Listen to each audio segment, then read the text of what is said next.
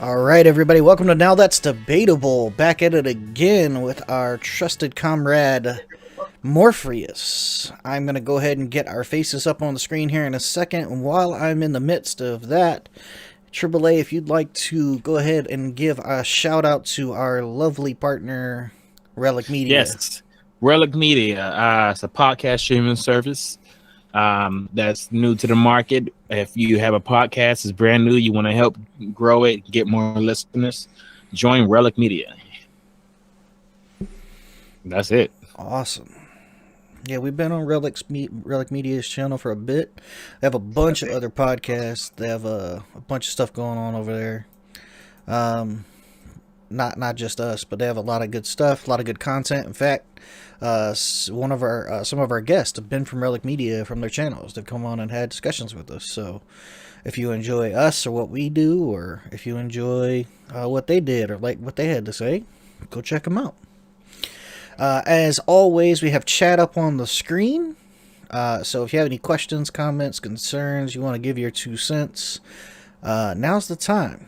Do it live. And if you want to come on the show, reach out to us. Say something. Say something in chat. Would love to have you on. Otherwise, let's go ahead and get this thing kicked off, because today we're going to be talking about vaccines.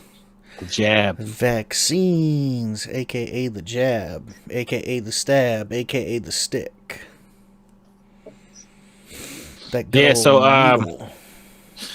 hey Morpheus, did you want to start off, or can I just want me start my position? Whatever you prefer. I mean, it doesn't matter to me.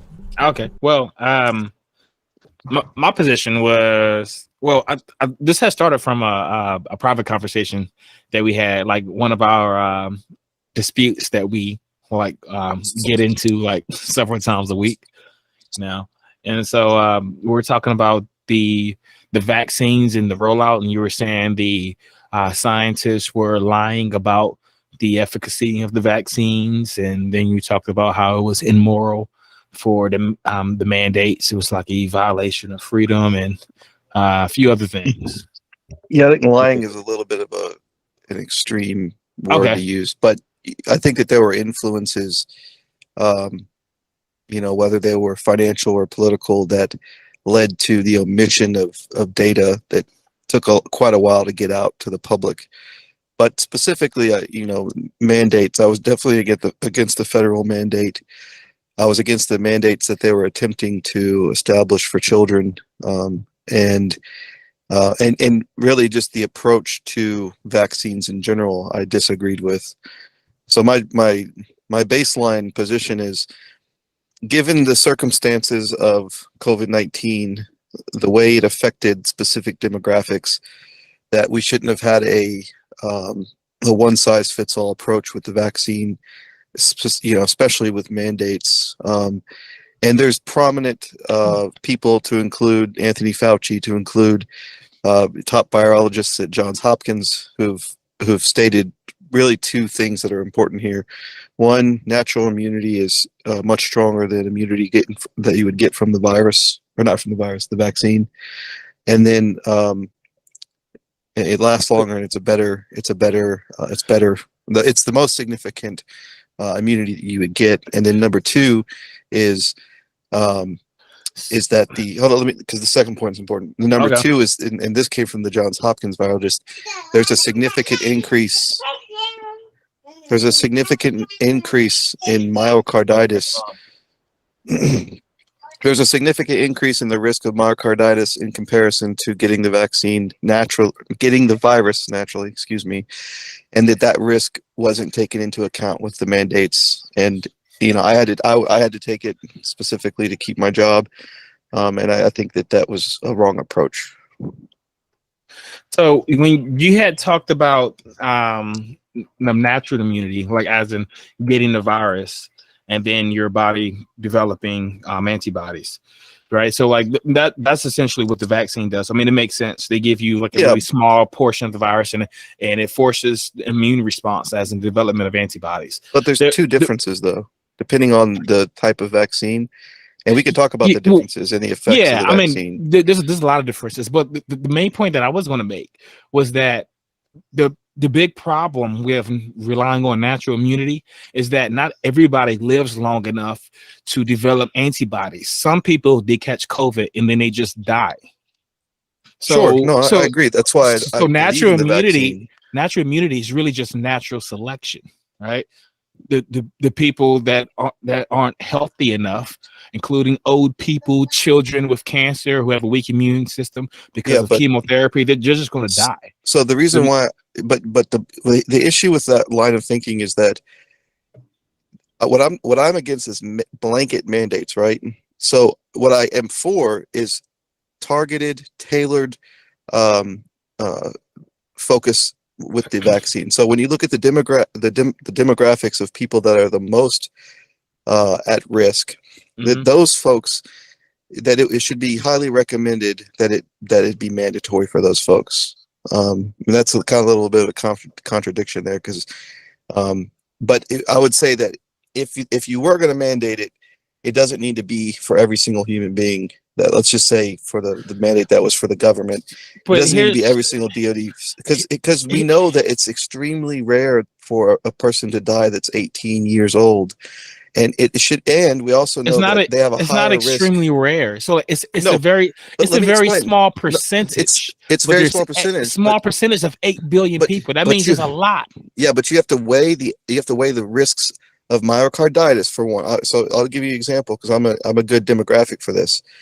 I have a history of heart issues, right? Specifically, I have high blood pressure. I have a history of heart disease in my family. And for me, having already had COVID-19, which means I had natural immunity, and having a heightened risk of myocarditis because of the vaccine, it didn't make medical sense for me to get the vaccine. And that should have been my choice. But that choice was taken away from me. It was either, hey, you can either, pay rent or pay your mortgage and feed your family, or you can increase your risk on top of already the risk I had from getting COVID-19 from the beginning. So it was double risk. Do you know what the risk was for myocarditis, developing myocarditis from the vaccine? From what the virologist at Johns Hopkins said, it was 27% higher in a specific demographic of folks. Like you can look it up. Okay, sure. But it's the overall. The chances. There's also warning. The chance. Okay, I just want to let you know. So the chances of getting myocarditis from the COVID vaccine is 18 cases in every 1 million. That's just one figure. You have to understand that. Okay, that's not fact. That's a lot. That's the number. That's over every single so you have to look at everyone. So for every woman, so if there's 2 million, there's 36 cases. That means that is. It depends on the demographic you're in. Biology is extremely dependent on the individual. So if the you're demographic a man, I'm talking about is human. I understand that, but what I'm talking about is individuals' choice to weigh risk on their own instead of government mandates. And I'm telling you that for children and for people within the age range of, like, I think it was 18 to 35 or something, specifically males with a background of that has a history of heart issues in their family, and also with already what you might consider comorbidity. Those folks, it just doesn't make sense for them to take the vaccine, especially if they have natural immunity. Because as Dr. Fauci pointed out, if you have natural immunity, that's better than the vaccine. So why they mandate it? But again, not everybody gets natural immunity. Some people get COVID and just die. We're talking about mandates versus a tailored approach. So here's the thing. So let's say like somebody who could. Just use me as an example, because I'm a perfect example. Okay, okay. So it made no sense for me to have to get the virus. Or get the vaccine. Okay, so were you out in public? Did you go to the grocery store? I had already received. Hear me out. I had already gotten COVID-19 and had natural immunity prior to the mandate. Then I was forced to get it, which I didn't need it. And then which strain of COVID did you get? It doesn't matter. It does matter because you can get more than one strain. You can get it again. Nope. I've already thought this through, guys. I've already thought this through. I know there's multiple variants. Are you aware how the flu works? I know there's multiple variants. Trust me. You aware how the flu works? It doesn't matter because the vaccine only covers one variant. You're wrong. Natural immunity only covers one variant. That is what boosters are for. No, the boosters. So the boosters literally have a different version of the. They have a booster for Omicron. They You'd literally have have to boosters for this exact Okay, purpose. guys, there's a counter argument to that. You'd have to have unlimited boosters. Every year you'd have to get a new booster, and people aren't doing that. You No. mean like the flu? Yeah, just like the flu, exactly. No, because there's not an unlimited number of variants, and then B, just like Okay. yearly, they recommend that you get a flu Is shot. COVID-19 going to go away in the next 50 years? I don't know, because I can't see the future. I don't know either, but I can tell you that getting a flu shot every year and getting a COVID shot every year is better than getting the COVID and dying from it. Okay, true, which is why you get natural immunity, which is the best. It's better than literally, I can show you the statement from Dr. Fauci. It's better. I don't disagree that natural immunity is If better. you've had, what if it kills you in the process? We're talking about mandates. The point is, if I already had COVID-19 and I already have natural immunity, had a strain of COVID-19 in a demographic, it doesn't matter. It does matter. You could get it again. You could get it again, and you still have natural immunity. You do not have it against the variant. Yes, that you is do. the whole point. Okay, hold on. No. Let's say you get it again, and then you have natural immunity. You're fine. Then you go to the grocery store and you get in contact with someone who's a mother of a kid who's undergoing chemotherapy. Yeah, the vaccines don't stop you from spreading it or getting it. So that's a mute point. You can still be vaccinated and still get COVID and still spread it, which was one of the issues with the vaccine. You can get the vaccine and die from COVID. We're talking about minimizing risk. Actually, 6 out of 10 people that died last year were folks that were already vaccinated. You said how many? 6 out of 10 that died. I saw a report yesterday. Now again, you can challenge those numbers because there's a lot of numbers floating around, and I don't know. I mean, what's true and what's not. The numbers that I saw was 87% of the people who were dying and being hospitalized for severe symptoms of COVID were unvaccinated. Those are the latest numbers that I saw. Yeah, I saw 6 out of 10 because by the time you get to by the time this statistic was derived, most folks had already been vaccinated. But either way, we can always dispute the data points, but unless we're going to like pull up the data points and look at the websites and all that stuff, my issue is, look, the vaccine is great for folks that have comorbidities and that have not gotten COVID-19. But when you talk about mandates for like children and folks that, the percentage of you dying is so small and you've already had it. But it's not about you dying. It's about spreading it to other people who can't be vaccinated. You can get vaccinated and still spread it. Yeah, but it reduces the likelihood. Here's the thing. That's something I have not seen. So here's this is what we need.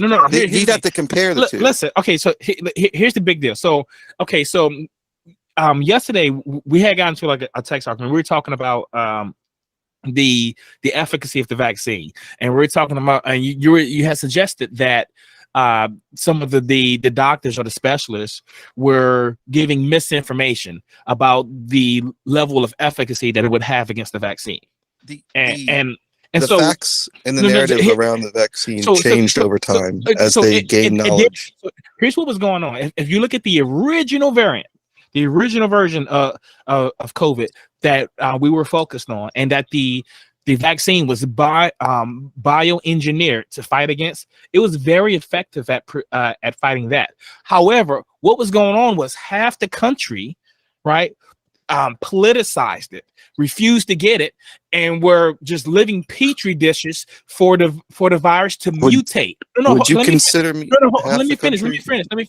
So as it was mutating, you were having different variants that were very different from the version that the vaccine was originally used to eliminate. So over time, the vaccine lowered in efficacy. That's what was going on. That's why we needed herd immunity. Opposite argument of people that were vaccinated, that in fact the vaccine could have spread up the variability because of the fact that it wasn't being effective in human beings.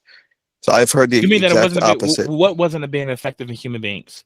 That because of the effects of the vaccine, that it would increase variance. I've heard that argument, which is kind of the exact opposite of your argument. You heard that. I mean, what studies were showing that? Because I can show you. That was from Dr. Deborah, someone. But I'm not saying. Show me the study. Like saying you heard something that doesn't mean anything. Sure. But this is what would prove. This is what would make me change my mind. How about this? We'll start here.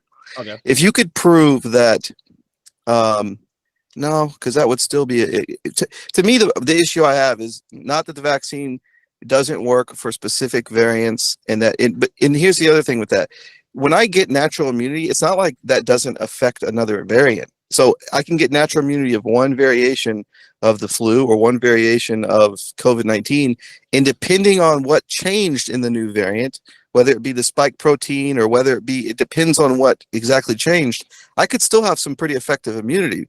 So to me, it's a matter of if you already have natural immunity, and the other piece is to what degree does natural immunity versus the vaccine effectively allow you to not transmit? What's that percentage? You know what I'm saying? Like, let's just say I have natural immunity and then I get another variant, right? And then I get sick and I spread that versus I have a vaccine and I get another variant and I spread it. This why everybody needed to get it. Like it doesn't work on the individual level. If you're the only one that's cooperating, then it's not going to work. Like, we need a herd immunity. Dr. Fauci said if you get natural immunity, that's the best immunity you can have, regardless of vaccine. But and the problem is not everyone gets natural immunity. Some people just die. Okay, let me give you another example. Let's say you're someone like, let's say you're immune compromised, and you have a piece of a cow heart. What's it called? It's called a cow heart. I don't know what a cow heart No, is. it's you know what I'm talking about. It's like it's like a vein that leads to the heart and artery. I think it is maybe what it's called. Anyway, there are like some kind of implant from another. In fact, I know someone that has a part of an I do artificial too. heart from a cow. I do. Not an artificial heart, but my aunt has a piece of one. But anyway, she's immune compromised, and one of the big risks with the vaccine is with women especially is blood clots. And so one of the things that she had to consider is like, to what degree is COVID going to affect me versus the higher increase of blood clots, especially because of her immune compromised part of her heart or whatever.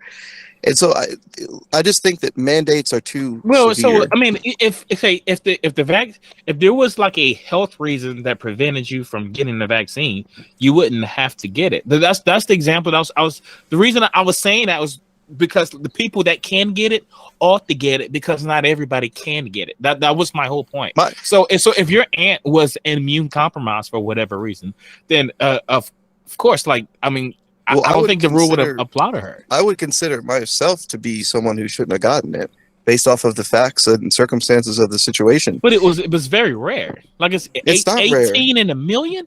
Come on. No, that's one. No, trust me, myocarditis is a serious concern for folks in the demographic that I was in. But it's not something to be. It's not. But we're saying that the cause of myocarditis specifically linked to COVID-19, which may not have been the only factor in play, was 18 in a million. No, that data point that you guys are bringing up is when you extrapolate that. No, you have to understand the data point. That's at least fine. the people listening. I'll grant you. I'll give you whatever you're about to say. I don't care. I'm just going to ask you something because I think you might have a mild misunderstanding of how things work. What builds a natural immunity to something? Exposure to the actual virus. Okay, so do you think it's better on your heart and respiratory system to fight off COVID, or to get a dead vaccine that your body naturally responds in a similar way with less severity?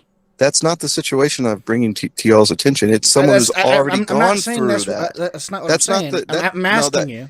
That's a false comparison. Because no, it's not. It's a question. It's not a comparison. Okay. But the situation I'm bringing forward is different than that. Okay, that's fine. And I granted you can have whatever you want for your. I think something cut out.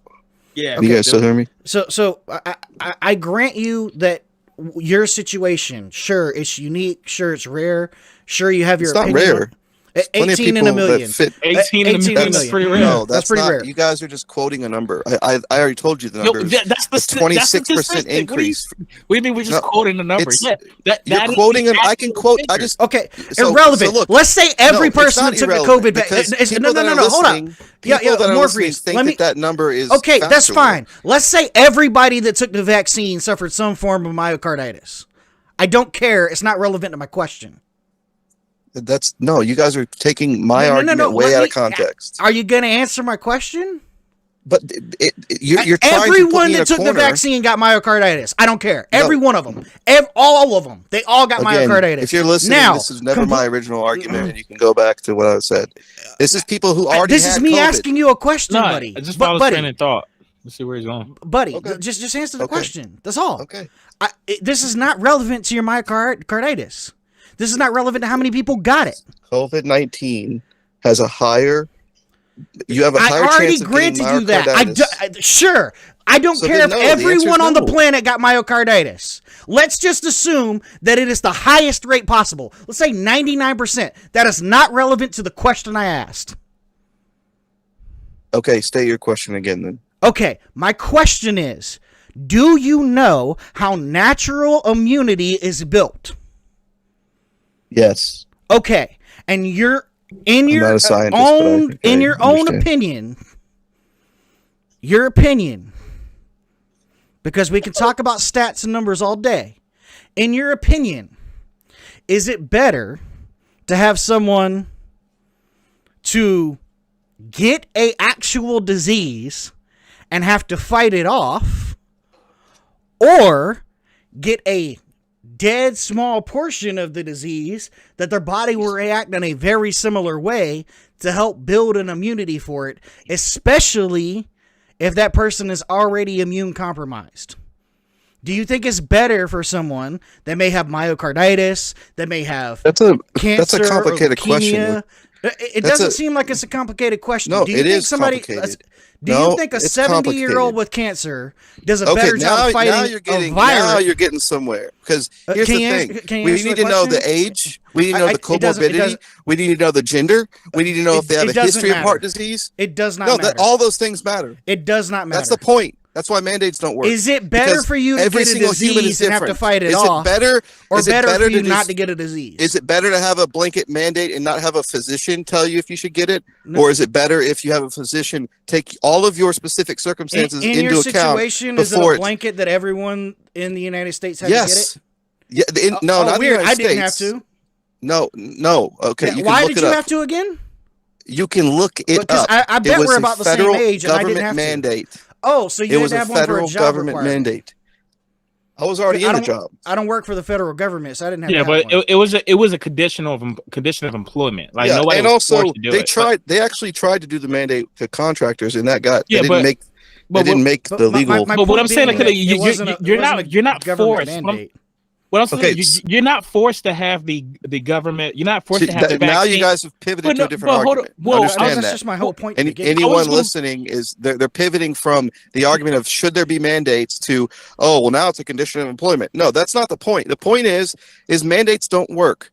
There are mandates would work, but we just didn't follow them. So let me. Okay. I don't know. I mean, every time you say something, you say, listeners, hang on. Let me break this down for you. Yes. Maybe I can do that for you every time you open your mouth. It's easy to be misguided because let me tell you something. All right, there are certain situations where, yes, mandates are necessary. And I agree with that. But in the case of COVID-19, in the situation that I'm bringing up, someone who's already had COVID-19 and is being told they need to take the vaccine and they have these certain criteria, these circumstances, there should be a way that you can have an outlet to not have to go that route. That's my only point. We agree on like 95% everything else. Yeah, like I work with somebody who wasn't vaccinated because of health reasons.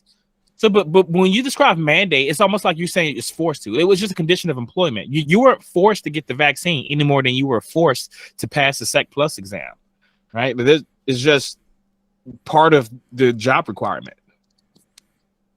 So when the government tells you what you need to put in your body and you have to do an attestation form, which is you attesting and telling them what they're going to do, and then there's consequences where you can lose your employment and things like that. You don't have a right to the job. Okay. Were you military out of curiosity? Have you ever traveled overseas to another country by chance? Yes, I've gotten all of those anthrax shots and everything else. But the point I'm trying to make is my point. Were you forced to get them? Yes. Yes. I mean, because you wanted to go, right? You didn't have to go. This is a different no argument. one forced guys. you to go there. This is a different argument. This is the exact same argument. It's not. It's not. It's in. We're talking about a principle here. It's a okay, principle. Should we mandate things? I knew a lot of people that did not want to get their anthrax, the 7 or whatever 5 anthrax shots that you had to get, that only protected you from one specific strain that was never used. I think that there should be room, and we should be open to the fact that not everyone should have mandated. Like if it's typhoid fever or if it's something that's very serious, then that's a different. If the death rate is above, say, 4% or something, maybe we have a different policy. But when you've got something that is very low, it's not just about the death rate. It's a very low death rate, and you've already had it. Then why would you still force the person? Morefreeus. So but here's the thing. Like, it's not just about the death rate, right? People were getting sick and overflooding hospitals, which means people who needed like emergency treatment for other things couldn't show get me it. that the vaccine they were gave you a higher probability of not spreading it than the COVID-19 natural immunity, which is supposed to be better. And I'll agree with you. We already went through this. I haven't seen that. Natural immunity only works if you survive the virus. A lot of people wouldn't. A lot of people did it. They just died.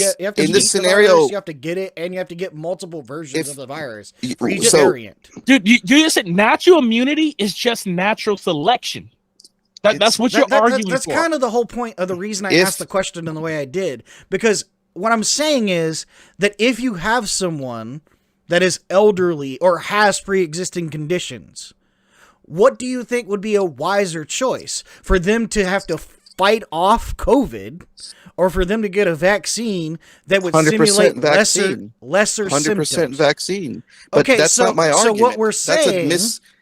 I wouldn't disagree with you there. The disagreement is when someone is healthy or they're in a position where they've already gained natural immunity. And in this scenario, the vaccine didn't keep you from spreading it or getting it. So you have two situations. One that's better, that's natural immunity. That's Dr. Fauci. He stated it on live television. Natural immunity is better. And if you've already passed that gate, should we still mandate someone to impose a risk on themselves from myocarditis to get a vaccine that doesn't do anything better for you? That's my point. Now, if you have another variation in, say, a year or something, or 6 months, and it was every 4 at this rate. Well, I mean, and that's the question. Like, and some of this stuff is a gap in my knowledge. I'm completely open to say I don't know what the difference in the pass on rate, or I don't know what the technical term is. I don't know what the difference is in passing on a new strain if you have natural immunity versus a vaccine from a previous variant. And that will certainly probably be different if you have immunity from one variation and you have a vaccine from the newest variation, let's say. But even if you had a vaccination from a new variation, oftentimes there's multiple variations at play. You could have more than one variation that you weren't vaccinated for that you could still get. My thing is, blanket mandates is harsh to me. I don't think it was a blanket mandate. It wasn't for civilians. They tried to do it with contractors, but that didn't work. And they did it for federal government employees, and there were people who lost their jobs. There were always exemptions in place. You could get a medical exemption, but it was difficult to do. You had to prove that you were actually at increased risk. Yeah, but I'll give you an example. If you're an 18-year-old healthy Marine, for instance, and you already had COVID-19 and you were fine, it lasted 2 days or whatever. The question is why mandate that to that healthy person who's already gotten natural immunity, who's at an extremely low risk? You keep bringing that up as if the vaccine does something different. The vaccine, you can still get COVID and you can still spread it. Yes, but it decreases your likelihood of getting COVID. I've never seen that. In fact, my clinical studies got COVID twice after she was vaccinated. Okay, do you know how vaccines work? Do you know that you shouldn't get it twice after you got vaccinated? That's just one person in my family. I know what you shouldn't do, but I know that's an anomaly. It's not an anomaly. It happens all the time. It is an anomaly. When 6 out of 10 people die that are already vaccinated, that's one statistic for you. Out of curiosity, do you know any of the stats on the efficacy of COVID-19? Just for fun. on the efficacy of the vaccine, you're saying? Yeah. The efficacy of COVID-19. I mean, you can look at I've read and crunched numbers. Like, I mean, that's one thing I used to do was go on the CDC page, and I used to have some really great statistics off the top of my head. Like, for instance, like you were like 8 times more likely to die on your way to work if you were a male from age 18 to 26 than you were to get COVID-19 and die. 8 times more likely. You're more likely to get in a car crash within 4 miles of your house, but that's not really relevant to the conversation. No, it's extremely relevant because you're talking about weighing the risks of certain things. Now, okay, and the care risk so of much you coming into about contact with someone 8 times less. 8 times less. But you're not the only one, bro. You're not the only person that you're coming into contact with. You're not the only one that can spread it too. That's the problem with y'all's argument. Okay, if you could prove that you couldn't spread it, would it help? Would it help? I can prove it. You ready? Are you ready? That you can spread it after getting vaccinated? I already know that. Your reduced likelihood of spreading it after receiving the vaccine. I'll listen to a data point, of course. Yeah. Okay, cool. The lowest of any of the top 6 vaccines after receiving an initial dose and a booster, and 21 days after receiving both, the lowest rate recorded was 79% efficacy rate. Over what period of time? After 21 days. Here's the question, because those 79% of people never contracted COVID after receiving both doses. So there's 2 data points that you'd have to provide there's 2 data points you'd have to provide to make that data source relevant. One is if they're comparing against non-vaccinated people, then that would make sense. Yeah, they're comparing against non-vaccinated and other vaccines. So, okay, but the other data point you're missing, there's 2 data points really, but the one that's important is, what about folks who have natural immunity, number 1? And number 2, what about folks who have natural immunity first? No, let me make this point. There's a hang up here. No, because you keep bringing up the point, and I don't know why. This is an important point. If you guys can't let me make this point, then we've lost our ability to debate legitimately. Those are legitimate data points. I'm not arguing with those, but I'm saying that in order to make those relevant, in order to really understand what they mean, we would need a data point of passing on COVID-19 after you have natural immunity, and then you would need passing on COVID-19 after you have natural immunity over a period of time, so 30, 60, 90, 120 days, because that would only give that. I mean, I agree that those numbers could be true, but that's people who aren't vaccinated and have never gotten COVID-19. That's a big difference. So, all right. So here's the thing. So, like, what we're trying to do is get mass vaccination, the mass people vaccinated, to have herd immunity. That way you can eliminate the virus to the point where it's like people getting smallpox or some of these old polio stuff like that. Like, you never hear people getting that anymore, right? If you rely on natural immunity, that in that case, the people who aren't healthy enough to develop the antibodies, they're just going to die. Right. And that's just going to leave a population of people who are resistant to it. That's not what we want. That's natural selection. That's nature's way of doing it. We want to save as many people as we can. So the reason why we're not relying on natural immunity is because we don't want to let natural selection, and we don't want to let. I'm not arguing for that. Okay, there are a lot of people that need to take the vaccine. That's exactly what you would get. All I'm saying is that sometimes why do you don't keep need to take it. Okay, no, but why do you keep bringing up natural immunity? Because it's better than the vaccines. That was stated. Sure. Okay. By the CDC. Hold on. Okay. Let's talk about like polio, for instance, right? Let's say it was. I don't know if it was the case, but let's say it was that the antibodies developed naturally from polio were more effective than the ones developed from the vaccine. Either way, either way, this is natural selection. The people who aren't healthy enough just die. That's what we're trying to prevent. We don't care if the natural way is more efficient. The problem is the natural way causes a lot of death.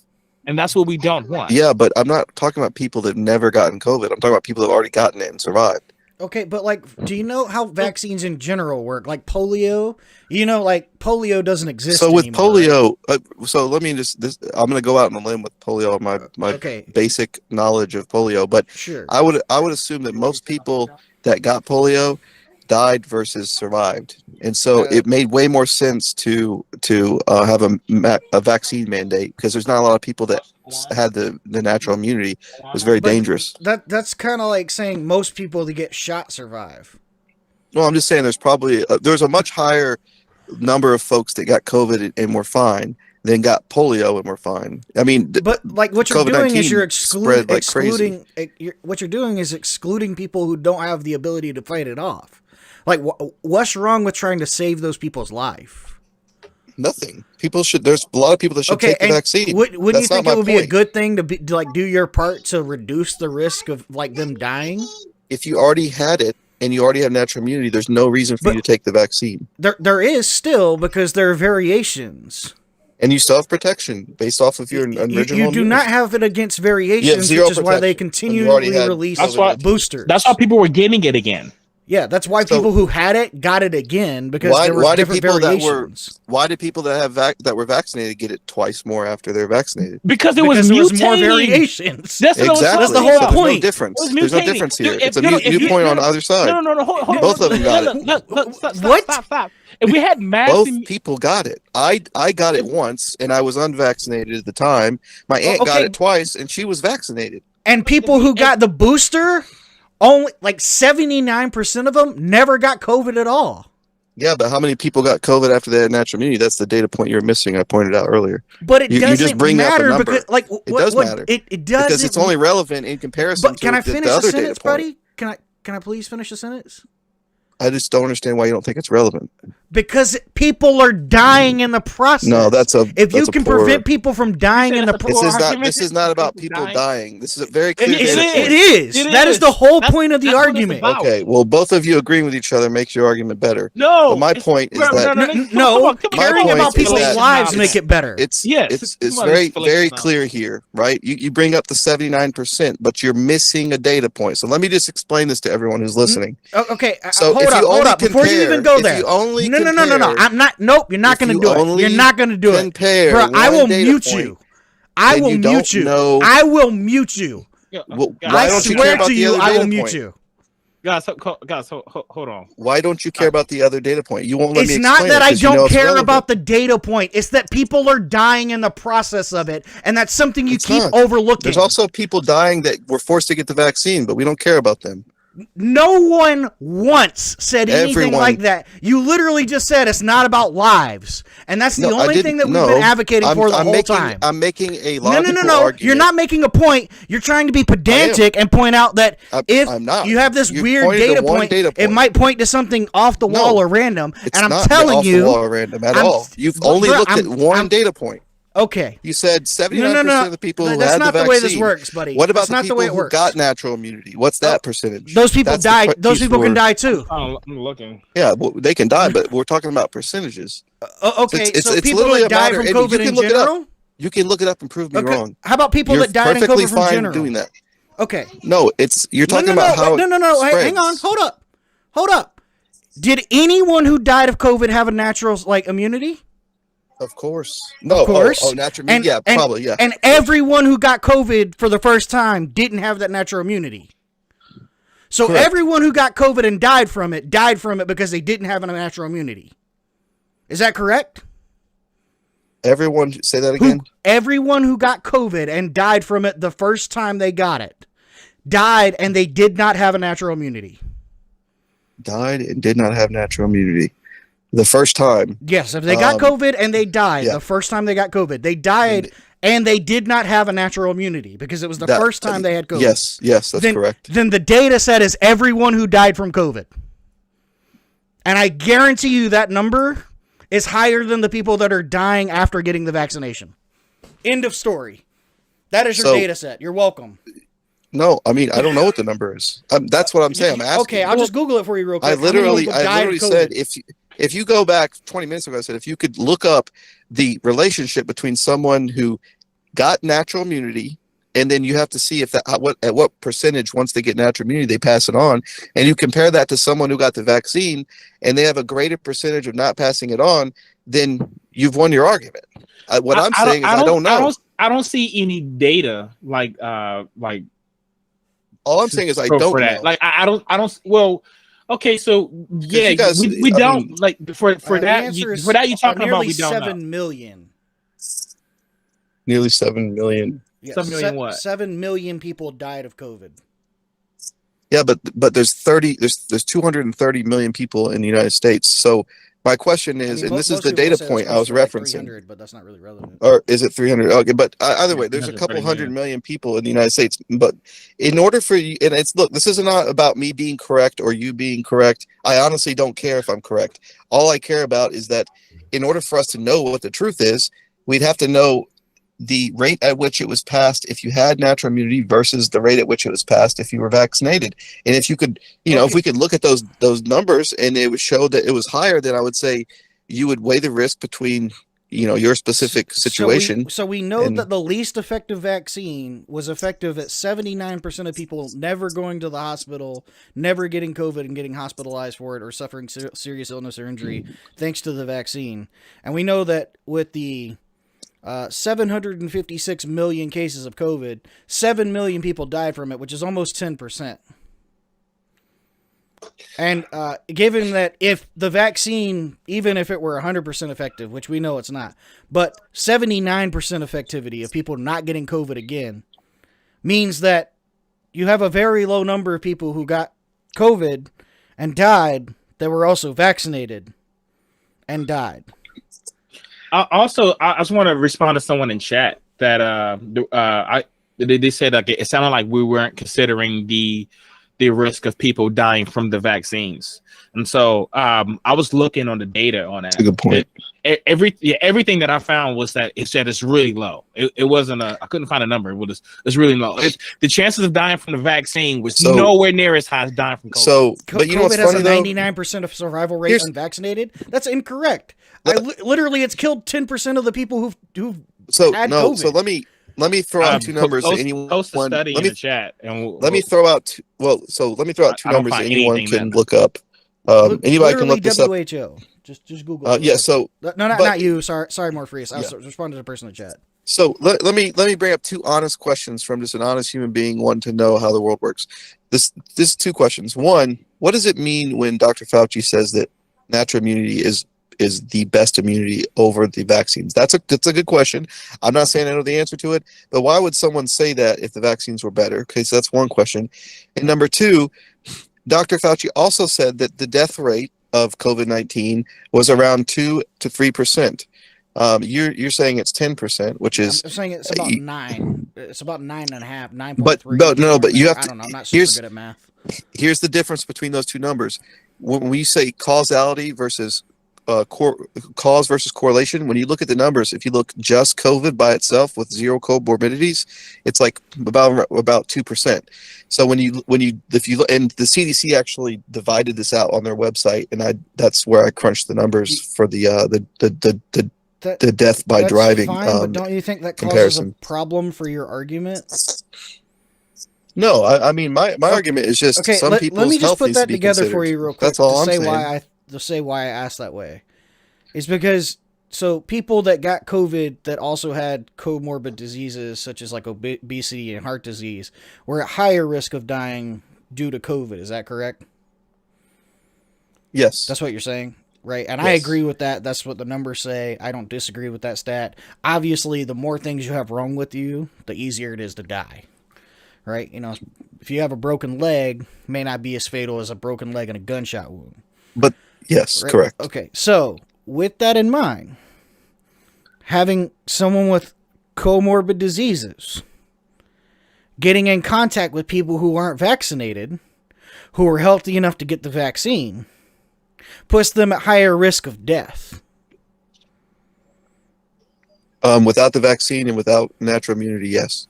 Yeah. So people who get the vaccine or have natural immunity, sure, That's the But better version. That's what Dr. Fauci said. okay, but you're missing out on all the variables of the I vaccine. don't know why here. you keep saying that. Because he's the leader. He was the one who led this whole vaccine. Okay, but you're aware there are different variations of the the virus and of yeah, the vaccine, right? only covers one variation at a time. I mean, they have to update it based off of. And then they put out what they've been calling boosters, right? Correct. And these boosters have additional versions of COVID that are also dead cells. That's partly the truth, because some of it, some of the boosters not partly are the truth. Like, for instance, like there are Omicron variations of the booster. Well, so the original boosters, though, like the original boosters were the same variation, but they were used to prolong the effects of the immunity on the body, because it was really a protein. You're aware that there are boosters specifically geared towards variants, right? 100%. Yeah. Okay. Just like the flu. Yep, 100%. Just like the flu. Good. We're all on the same page. And so, just like the flu, when there's a new variation, someone that's never had it, even if you've had a different version of it, are susceptible to that variation. 100%. But to what degree is the question? Because because you're susceptible doesn't mean. What if you could reduce that by at least 80% by getting a booster shot? And that's the lowest end of the spectrum. That's the question. And the answer is a vaccine, which we've tracked very meticulously on its efficacy, does that without fail at the lowest end. I would be curious as to why natural immunity is so great. Why they say it's better than the vaccines. I'll explain it to you, because I'll answer your question. The reason natural immunity is better than a vaccine is because a body actually gets a virus. And then what it does is the immune system actually takes on the virus. And it fights the virus. And sometimes, I understand depending on how but bad... that's not what I'm asking. Well, I understand you asked exactly this question. Yes, my why is natural immunity better than non-natural immunity? Because the devil's in the when you details get natural immunity, your body actually fights a living, active virus and attack on the body. Yes, but when you say variation, that's a broad term. We don't know what changed. Variant of because some variants, because that's why we named them something else. No, I mean there's no, that's exactly what happened. So like but you can't predict what's going to change. But my point is that there's a variation that occurs. No, that's why there are a bunch of different variations of the flu shot. You can't predict exactly what's going to change. But hold on. Flu shots. They pick one variation.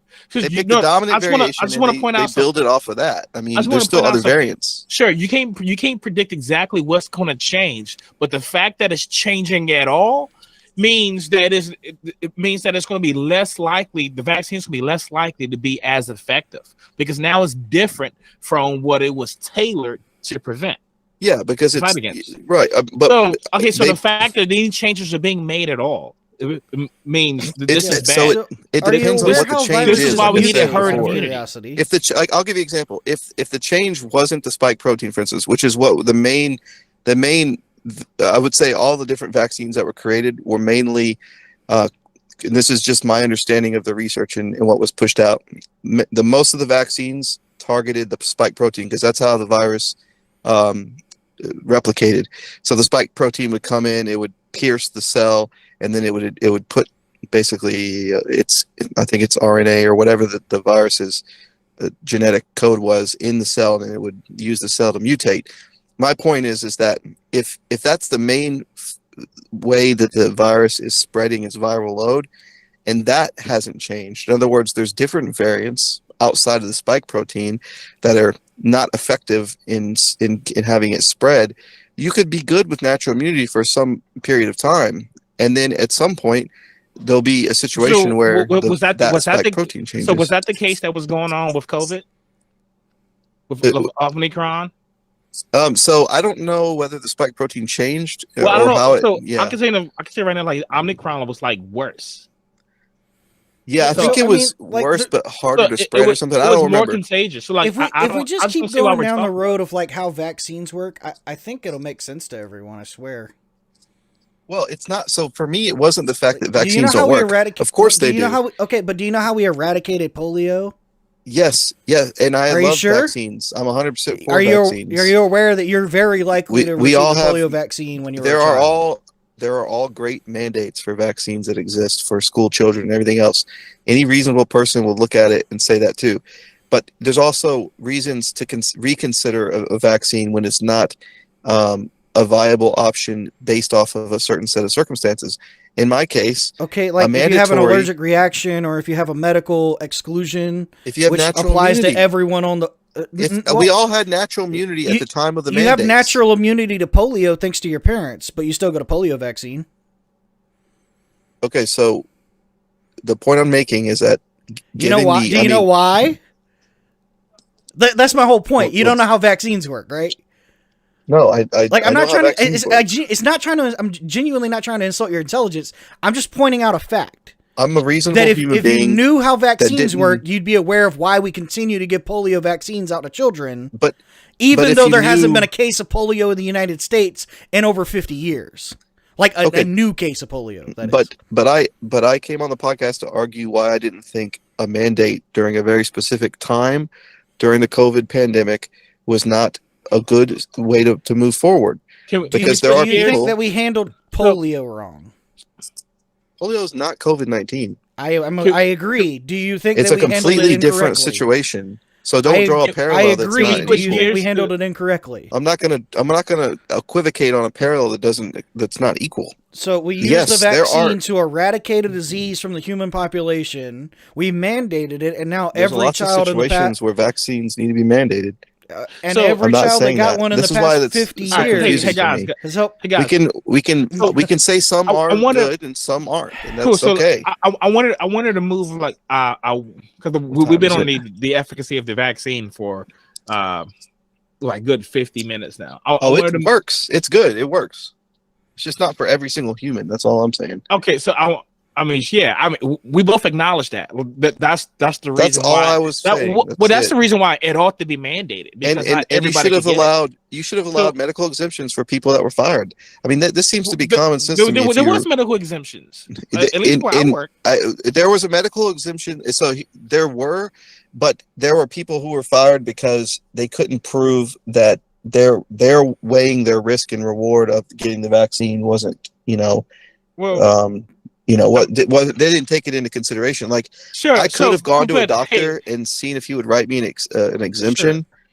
but that's money, that's time, and it's just common sense at the time. Hey, I'm not saying I shouldn't get a vaccine in 20 years, but at the time, it didn't make any sense. So there's a good friend of mine. Like he's being like forced out of like uniform service for not being able to prove that it's gonna the vaccine's gonna have some adverse effects to his health, right? So and that's unfortunate. There's a lot of people that's in that situation. You know what's unfortunate? But no, hold on. Let me finish.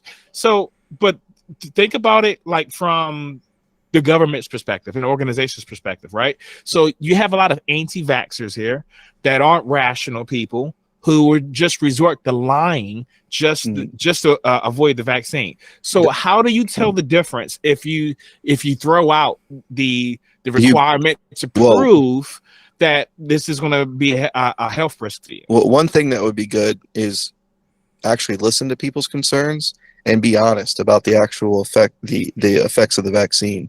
They weren't completely honest in the beginning. Okay, they didn't know that myocarditis was an issue. They didn't know that blood clots was an issue. There was at least one vaccine that was complete. No, hold up. There was That's not a matter of dishonesty. Hear me out. There was at least one vaccine that they had to take off of the market for a period of time. I don't remember how long it was, and it's because they only went through 90-day, or it was a 90-day trial. The point I'm trying to make is, let's be honest with these things. No, it's called science. So here's the thing. Yeah, the science. Hold on. They got it wrong. No. Hold on, because you're talking about, you saying the trial wasn't long enough. Not the trial. No, I'm talking about after. So I think it was Johnson & Johnson, if I remember. They released it, and then they realized there were some issues. Okay? Yeah, and then they pulled it back. People died, and they pulled it back. My point is, that's a good thing. Instead of accusing people of just being anti-vaxxers and stupid, which of course there are a lot of those people. Both of those things, there were anti-vaxxers and people who were stupid. Yes, but people messed up with the vaccine, so they pulled it off the market. But do you attract flies with vinegar or sugar? In my opinion, I don't know. Well, I'm just saying I don't know. that's an old saying, right? I think Look, it's honey, but nonetheless.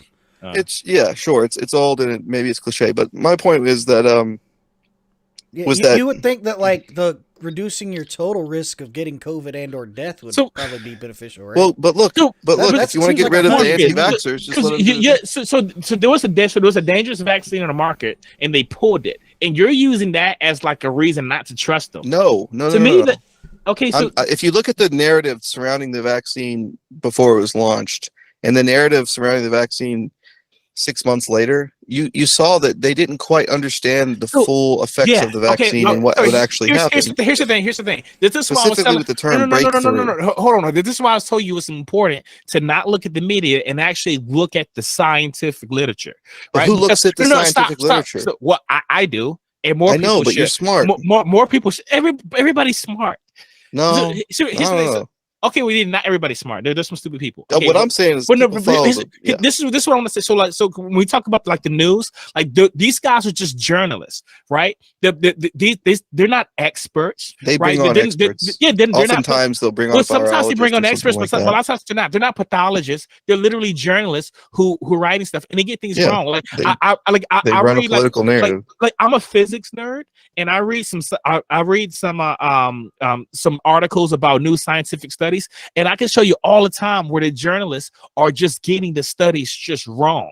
Like a year ago, they were saying how they were saying that James Webb disproved the Big Bang Theory. It was just total nonsense. They were just misinterpreting things. So I'm right there with you, man.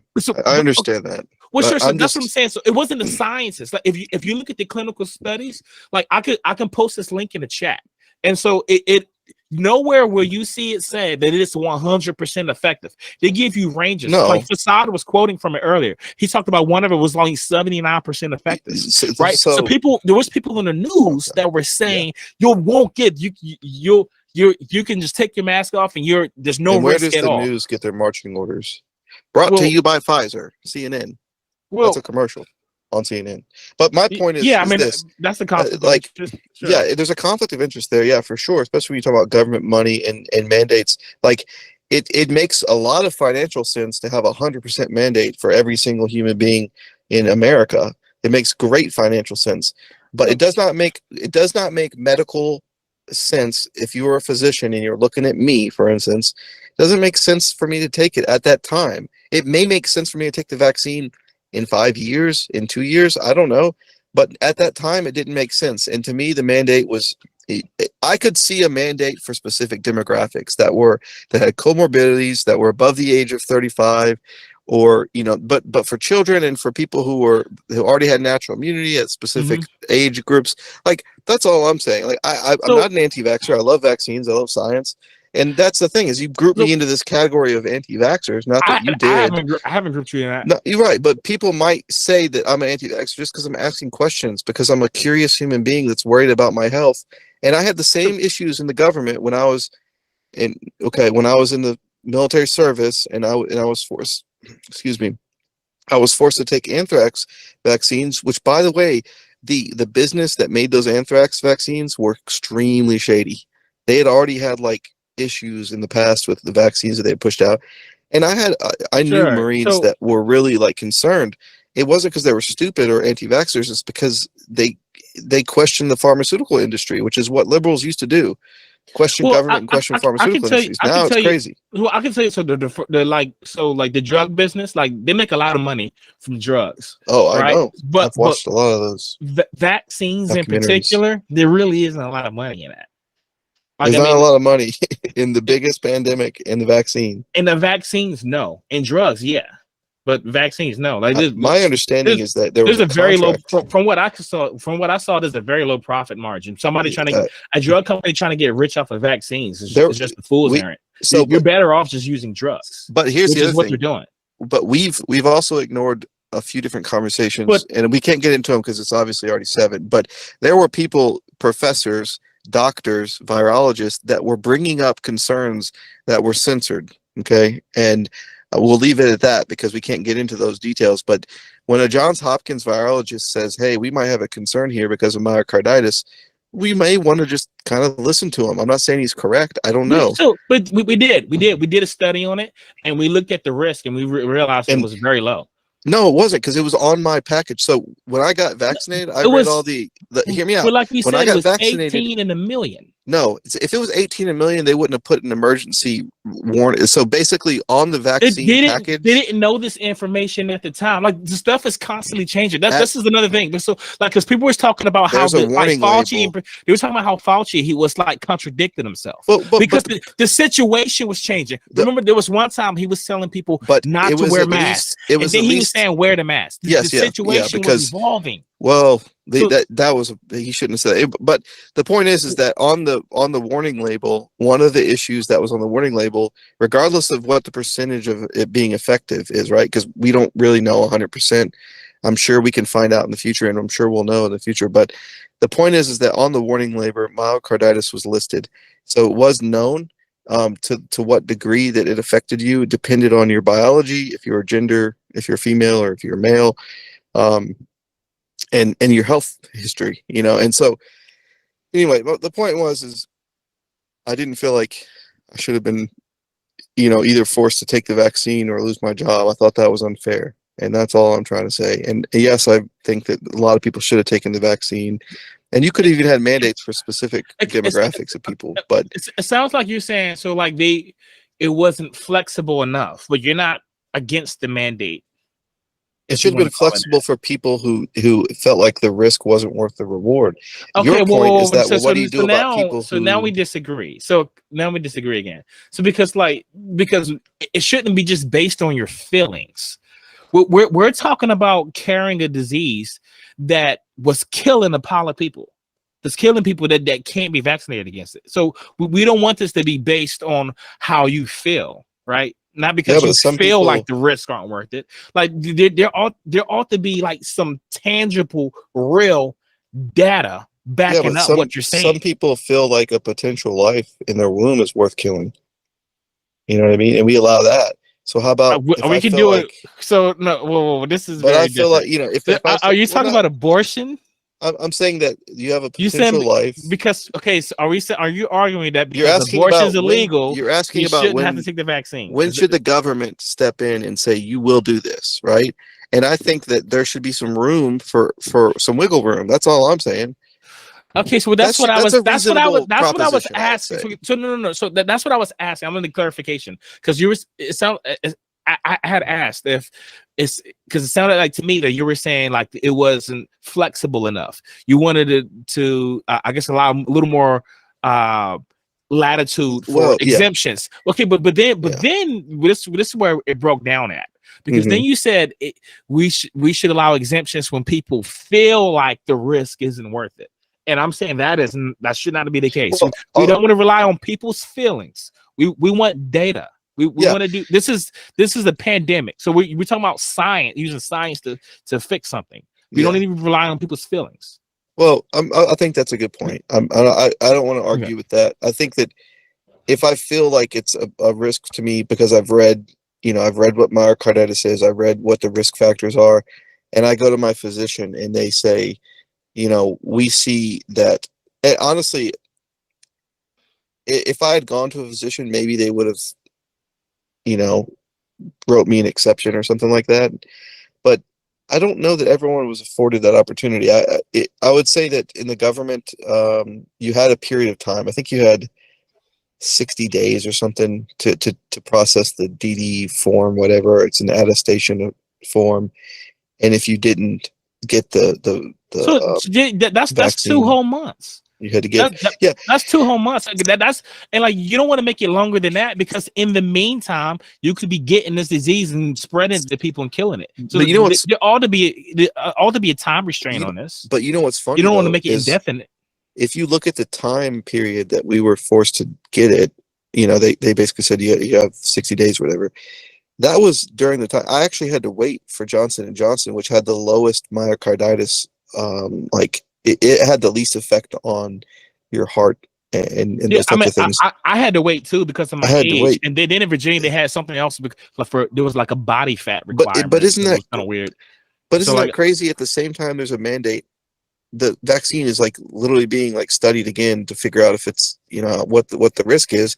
How could a doctor even prescribe me a good, you know, So physician's so report so if here's the we thing. don't even know? So like clinical studies with vaccines normally take years. Yes, Normally they take correct. about it take like an entire decade. So Correct. it's a That very was Trump's, you know, Trump had a thing, it was called like, yeah. I don't know, it was basically it was like Warp Speed or something, Operation Warp Speed, and he got the FDA to streamline it, which is funny because if you think about it, if Trump had gotten reelected, this would be way more controversial, I feel like. But anyway, No, it was so you don't think so? the problem with Trump was that He did get the Warp Speed he was going though. That was the undermining. No, the FDA problem is that piece. he was undermining it the entire time and politicized it. He Well, politicized the he got mask. The he mask got the turned political, and the vaccines turned political because of but Trump. no, if you look at the actual legislation, what he did was he got Warp Speed, all of these pharmaceutical companies and the FDA on the same page in order to get the fastest vaccine out possible. From what I The, saw, that was already in place. no, that wasn't. That was Trump that did that. I challenge you to go look at Neil deGrasse Tyson's podcast about this because he had a doctorate. They've been planning for a pandemic like this for like yeah, but since Operation like 20 Warp years. Speed was his ability to get all of the public, or not the public, the private sector folks in with the FDA. You have to understand this is like the fastest vaccine that's ever been approved. Sure. For Okay, well, so I mean, anyway, the I point don't. I'm trying to make is that it's funny how like there seems to be a political spin regardless of, you know, depending on who gets it approved. I just think that they should have taken a little bit more time and they should have laid out the facts a little bit better. Here's the thing. So you you probably said would have had more people get vaccinated. So you had to take a little bit more time. So right. So like each of the vaccines were had an individual study. There's what 1, 2, 3, 4, 5, 6 different vaccines. Each of them had a study lasting months, all of them involving at least 30,000 people, some upwards of Really? 50,000 people. I heard Neil deGrasse Tyson say 1,000. Yeah, on who's a wrong? Well, yeah, podcast. he's wrong. I have to stay right here. It was 30,000. Yeah, it was the minimum was 30,000 people. That was Yeah, I think it wasn't the amount of people, it was the time frame. So they were looking for long-term effects. Yeah. So, but here's the thing. So like we could wait long term. We could do like a 10-year study before we roll out the vaccine. But you got to weigh the risk. You have this real threat. While we're waiting for this study to happen, people are dying. The economy shut down. The government is at a halt. Yeah, it's a gamble. It's a gamble. Also, yeah, I mean, because you could release a vaccine and it could kill even more people in 10 years. Yeah, because you didn't do the long-term study, which is what they're worried about right now. I've actually seen that's a possibility. Also, while you're waiting, that virus is mutating, and now your vaccine is less effective at fighting it because now it's evolved in such a thing. So here's the thing. So we had a real risk, like a real visible imminent threat facing us, right? And so we had a solution for it, the vaccine. And it sounds like you're suggesting that we should have just we should have let people make a decision on their health with their doctors. We should have just let this risk materialize, this imminent risk materialize. First of all, it wasn't mandated hold on, because you said let this risk materialize because there's a potential risk somewhere else. Like it's like this. Like you're in a building and it's on fire, right? You see the fire, it's smoking. You're gonna die if you stay in there.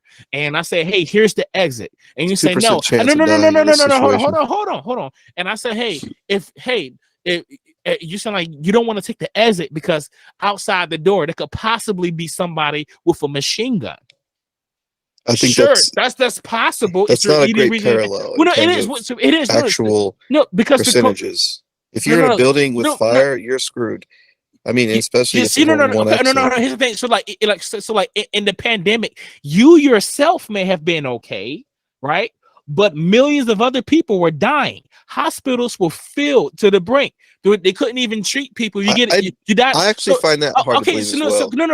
I don't think that's necessarily the true. Navy took a ship up to New York City because no one got on it. It left. Actually, I know that story. Yes, Trump sent a naval ship, and it never got used. Okay, you're saying the hospital beds weren't filled across the country? I'm saying that if they were filled, there's actually There's about I don't- 3 things to consider in this argument that I would have to like talk about, because so you have are to you talk saying about the hospital furloughed beds weren't folks. filled? I'm saying that you have to consider multiple variables. Like, for instance, there was a bunch of furloughs. In other words, hospitals weren't getting the income they normally were, so they laid off a bunch of people, which reduced the amount of hospital beds and physicians and nurses that could work on them. But in the case of the ship that was sent to New York, it was never used. You can look it up. So Okay, if there sure. was people Okay, overflowing, I mean, then where did they go? I didn't know the ship was never used. But I looked into that because I thought that it would be a good idea. I thought that they would use it. They didn't use it, and I don't know if that was politics. Like the Democrats in New York didn't sure. want to send people. I don't know. It's really a side point. That's really just icing on the cake. Sure. The argument was, 'cause when I talked about the building being on fire, you're definitely going to die. And in the pandemic, that's not you're the case with probably the not, pandemic. but other people are. And it sounds like you're saying, hey, forget them. I'm No, okay. absolutely not. Actually, I would have then what are you advocated talking for a about? There's only a mandatory 2%. lockdown. Then what are you talking about? There was only a 2% chance. There wasn't a 2% chance For- that people are going to die. There was 100% chance that people were dying, because that's exactly what was happening. So, and when I'm saying this, that's an interesting way to look at it. But the point is that I actually advocated for lockdowns and mandates for high risk folks. They didn't never do that. They just locked everyone down, which is not a good idea, because COVID-19 was an airborne virus, which means breathing air in the same room is actually bad. I mean, so we can Monday I was morning. I have lots of but not Monday morning quarterback. I had a plan that's in the exactly beginning. That's exactly what you're doing, because here's the thing: like, they didn't know what to do. Like, so this was. I knew what to do. I looked at the information. You know how to solve the pandemic. It was common sense to me. You look at the people your common sense was natural immunity, which is just natural selection. No, I had this conversation with friends of mine. I said, look, you look at the people that are in the highest risk categories, and you push vaccines, and you push isolation and lockdown, and you let the economy continue, because they have an extremely low chance. It's about the same as the flu, maybe twice. Morefreeus. 2%. Listen to what I'm saying. All right, so let's think about it. Hold on. The people with the highest level of risk, right? And you said, like, the people who are definitely going to be sick. Let's say you let's say you only make them get the vaccines, right? No, not only them, but I would say you want to focus it on the people who are at the highest risk, and you also want to focus isolation on the highest risk. How long are they supposed to be isolated? I would say until the vaccines came out, because they didn't have vaccines for a long time. Then the vaccines are out there. Then who takes it? So first, you take the highest risk folks, and you give it to them first. I think they actually had this approach to a certain degree. So this is the point I was going to try to make. So the high risk people, if only they take it, right? I didn't need it. Hold on. If only the high risk people take it, and then let's say us healthy people get COVID, and we're just spreading it around. Do you realize that the virus is mutating from person to person? And then by the time they come out, they are vaccinated against the original version, but then there's some variant that's least effective. And then so what do you do in that situation? And then you can't just continue to pump out. The solution is herd immunity. That's the solution. Yeah, that's one way to look at it. I mean, that is the solution. That's what they were trying to do, but people was like, no. And so you had these variants. The question is to what degree. I understand what you're saying. Look, this is a complicated subject. They're going to debate this for years. I don't think this is settled. I think in 100 years they'll still look at this situation as a kind of the first pandemic in modernity, and say, what did we do good and what did we do wrong? I don't think any of us would agree we executed perfectly on the plan that was already there. I agree. And because there was a plan in place. They have a plan for pandemics, but plans don't survive contact with the enemy. There you go. Yep. There you go. But here's my thing. The anti-vaxxer folks, a lot of them paid the price because they got COVID and they died. Okay. Yeah. And they also spread it to folks that were vulnerable in communities that were vulnerable. All I'm asking for is consideration for the folks that are not going to spread it, and that are taking on a higher risk by taking the vaccine. If you can prove that they have equal or higher chance of spreading it, then I will grant you the argument, and I'll say I'm wrong. Everyone should get vaccinated as a mandate, and incur whatever tertiary my, risk that comes with it.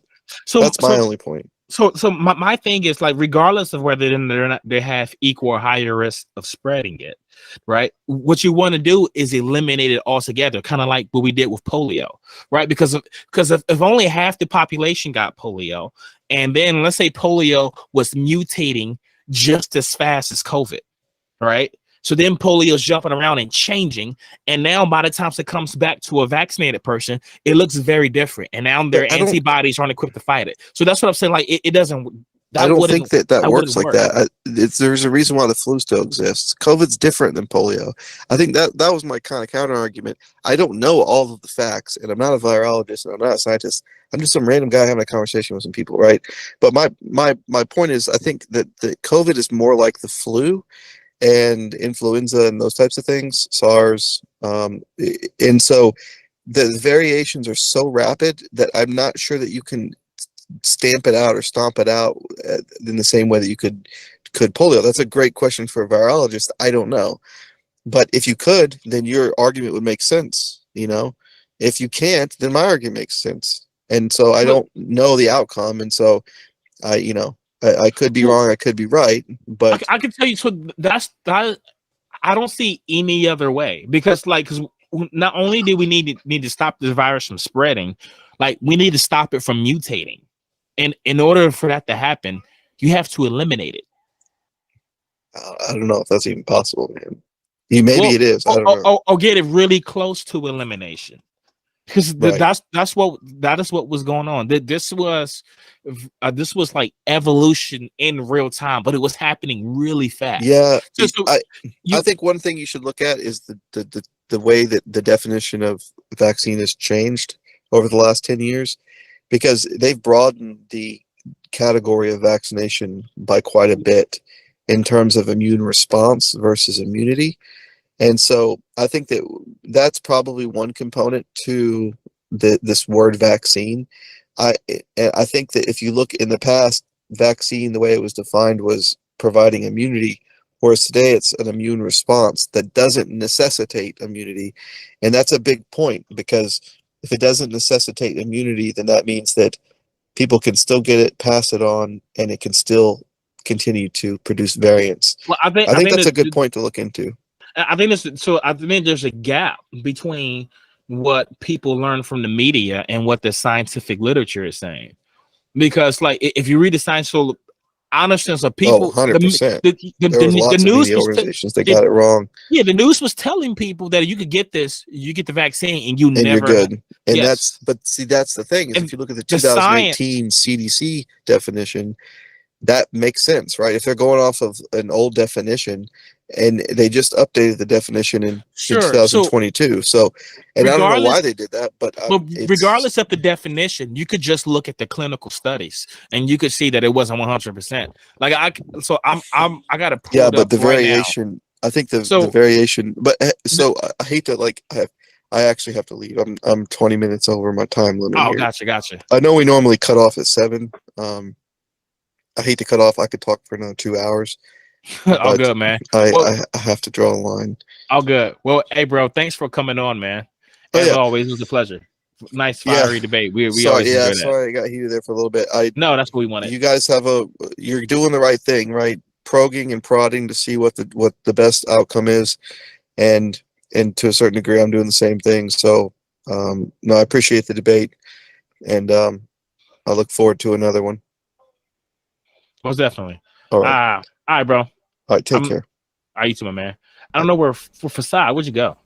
I turned off my camera because my computer froze up, as you were aware, for a bit. Yeah, I saw that. I didn't want it to continue to do that, so I just been muted and listening. We got a comment. I was going to say there's a couple comments in the thing. It says Morefreeus understands reality. Natural immunity was found to be the same or better than the vaccine in a study of 65 countries. So, like, we had talked about this at the beginning. So, the natural immunity is just natural selection, right? Because not everybody lives long enough to produce those antibodies. Some people catch COVID and just die.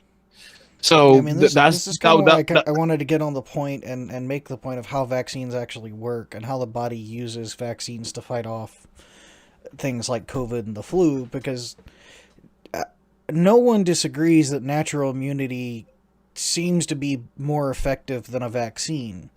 The problem is getting the disease ends up killing people, whereas people who die from the vaccine much less often, if ever. Like in the cases of a polio vaccine, I don't think anyone died from it.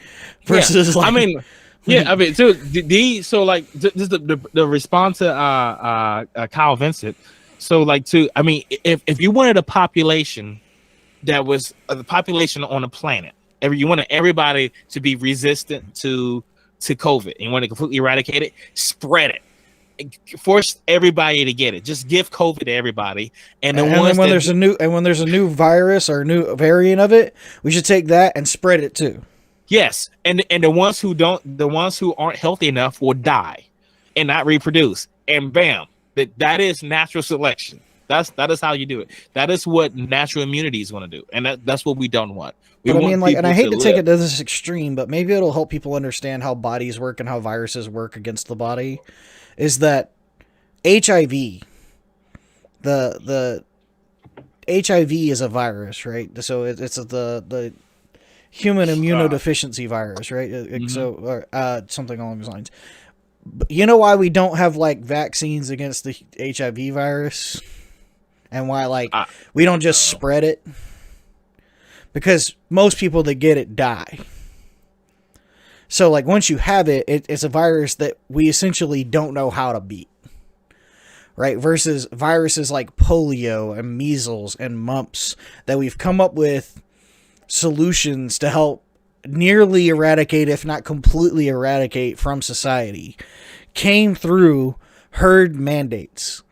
Whereas if you just allow people to take it at their own will and take it at their own risk, or your idea is to assume that anybody can get it and it's fine and that'll give them natural immunity, there's a reason you're not willing to get injected with HIV. I promise. Like, you're not going to volunteer for it. And you're like, well, that's an extreme case. You're not wrong. I get that it's an extreme case. But that's my point. Is that you may not know what underlying effect COVID might have on someone who gets COVID. And you're not the only person that it's going to affect, because unlike HIV, COVID spreads airborne, and it can live on the surfaces, even up to like cardboard, up to 12 to 16 hours. So even if you go and you do what Morefreeus was saying about giving it to people, isolation, and then giving it to people who are at most risk first, you have two problems that exist. Who's going to take care of them in the meantime? Because then you're coming into contact with people who are typically considered healthy.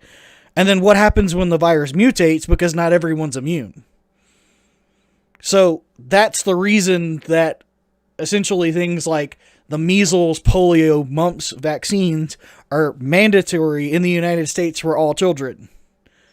Because you don't want any of those coming back. And you're not mandatorily infecting people with like HIV. So knowing a very basis of how these things work really kind of, no one's saying that natural immunity isn't better. And it's great if you're a healthy, younger to middle-aged adult who can get it and fight it off, because your body will have a natural, better response if you come into contact with the virus in the future. The problem is, what if you're not one of those people? Are you willing to risk putting other people at risk by getting it, or coming into contact with people because you get it and because it's airborne? And that's the whole point.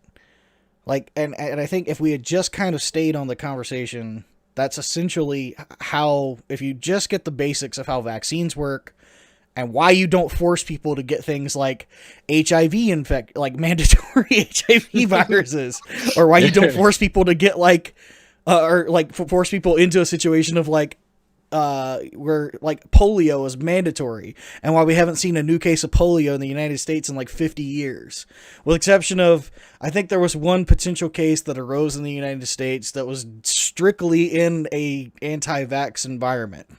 But that only goes to further the point that like mandating and herding is really important. So like that's why, like, Kyle, that's the answer. The answer is no one disagrees that natural immunity is better, but that doesn't mean we should exclude people that can't fight it off. Just like people that get HIV, we don't just be like, well, you're going to die anyway, no need for treatment. Like, you know. And then Jesse, which is a good buddy of mine, which I don't remember if you've ever met. I think you have. I know who he is. But he commented a couple things, like New York was running out of places to bury people, which is accurate. Yeah. And then it says why natural immunity help. What happens when everybody catches COVID and overwhelms our hospital? Another good point that we were talking about, like people that have actual emergencies are waiting in line behind 50 people who have COVID. So you go into the hospital and you're missing an arm, but there's 55 people in front of you who have COVID. Even though you're healthy and your body might eventually fight it off, now you have a missing arm and you're fighting COVID. Like, that's just bad situation. And it says mandating a vaccine puts young, healthy people in danger when they weren't otherwise. A very minimal risk to their otherwise overall health, and reducing the number of diseases overall and reducing the number of people that come into contact with COVID. Yes, you're absolutely right. I agree. If that's what you mean by that. And if you disagree with that, you can come on and talk about it. But by giving natural, healthy people, young people, a vaccine, A, they're very unlikely to have any strong negative side effects. B, it puts them at a bare minimum 80% chance of not getting hospitalized or getting COVID in the future. And since you don't have COVID in the future, you're less likely of spreading COVID in the future. Yeah, the main point is that really, like, there's no way to avoid risk. You saying it puts healthy young people in danger. Like, there's risk either way. But which risk is worse? And from what we saw, no vaccine is definitely a higher risk. Than when you have people that are dying from it, when you have it spreading faster than we can contain it, when you have it spreading to people that you know, even though you're healthy, you spread it to someone who's not as healthy, who can't handle it as well, that ends up in the hospital because of it, that does permanent damage to things like their lungs and heart, where that's not a vaccine, that's a disease that's doing it, and these people are trying to fight it off. So that's where the risk really comes into play. Like, if you're so selfish that you think that I'm a young, healthy adult, I should be able to do what I want, sure, isolate from everyone that may be at higher risk, which is going to be a lot of people. So, I like that. It's getting kind of late. Yeah. One more thing. Go ahead. Well, I was gonna say. I wanted to. He says vaccine also doesn't prevent transmission, just reduces symptoms. To change definition of vaccine as soon as this one came out. I mean, Morefreeus said that. I mean, there's two things there. Yeah, I don't know how to. I'm just regurgitating the points that we already made. Yeah, I don't see a change in the definition, at least scientifically, of what a vaccine is for or what it does. No one ever claimed vaccines gave 100% immunity. They said it's an efficacy against for prevention of disease. That's how it was measured. He was just referring to like the CDC apparently changed their definition right before the pandemic. Okay. That's what he's referring to. So like, I mean, I regardless of what the CDC says, there's no honest scientist that would tell you that the vaccine provides 100% immunity. Yeah, no worries, Kyle. We just wanted to point that out. And if you're referring specifically to the CDC definition, that's not something I was aware of. I'm not saying they didn't do that. I'm just saying in the scientific community, most people refer to vaccines as a reduction of risk and percentage of people likely to get a disease in the future based off of the antibodies developed by that person receiving the vaccination. So I know that's a really long-worded definition, but that's essentially exactly how scientists would say vaccines work, which is really important to know. So The long and the short of that is that I don't like if the CDC did. Sorry, that's okay. But the point is that by not getting the vaccine, you're more likely to get COVID, which puts you at higher risk of transmitting COVID because it's not possible to give COVID to someone if you don't have COVID. And I get there's like asymptomatic carriers that happened all the way back in the era of like Typhoid Mary. That happened with COVID. People were getting like asymptomatic COVID. But we're not saying people that get COVID. We're saying the people that have COVID, you're reduced by 70%, almost 80% in cases just by getting the vaccine. And that's on the low end of the spectrum. So if you don't get COVID, you know, you're not likely to get COVID in the future. Or not likely to spread COVID because you don't have it. So also, Kyle, if you disagree, hit us up, man. Come on the show. We want more guests. Also, you anybody in the come comments. talk about that. You can talk. Yes, about you can talk about anything. Go watch our videos. If there's something you disagree with, come on. Yep. But the vaccine Other than doesn't that, prevent we cancer. should wrap it up. I know you said you have to go. So let's go ahead and do that. I'm going to switch we can talk over to our about last question. Let's talk screen. About what's coming on. So next week we're going to be doing a response video to a YouTube apologist. So stay tuned to that. We won't have a guest. We'll be playing the video from here, and we'll just do like a we'll stop it whenever he says something that we disagree with, which is going to be pretty often. You'll see. And also what's in the works right now is with what's his name? There's another podcaster named Joseph Jackson, and he got a friend named K-Dub, Chris. Williams? Chris Williams. Yeah, he's a reformed apologist. He'll be coming on, and we be coming to argue why Christianity is better than, I don't know, atheism, secular humanism. I'm not sure, but we're going to have a conversation about that. Also, if you're this far and you'd like to see shorter videos, comment, say so, because we've been considering and kind of getting tied up in the process for a while of creating just like, not shorts like you've seen, we put out a few shorts on our YouTube channel, but we mean like short 5 to 10 minute long, just like really brisking through a conversation of something instead of these deep dives, just to kind of get more content out there and grow the channel. So if you have any suggestions, or if you have anybody that wants to come on, or you know somebody that might be interested, A, send them our way. B, come join the show. We'd love to have you on as a guest, love to have you on as a speaker, love to have you on to debate with. So whether we agree or whether we disagree, whether you just want to have a conversation, that's all good. And yeah, anything else you wanted to add? Nope. I'm good. If guys, if you know anybody who look at our videos, subscribe to our channel if you haven't. Please do. If go through our videos, if you want to debate the topic, if we said something stupid, you disagree, you know we're dead wrong. Come on, hit us up. Come on. If you have a friend, pastor, or some smart guy, doctor, whatever, you want to bring them on to challenge us on anything, hit us up. Email us. Comment on our video. We want to argue. Yep. That's what we do. All right. Well, we'll see you guys next week for a reaction video instead of our normal style debate. We may have the call up on the screen, so if you want to defend the video, or if you want to try to argue against us and our analysis of the video, we'll have our call-in number up, and we'll see you then.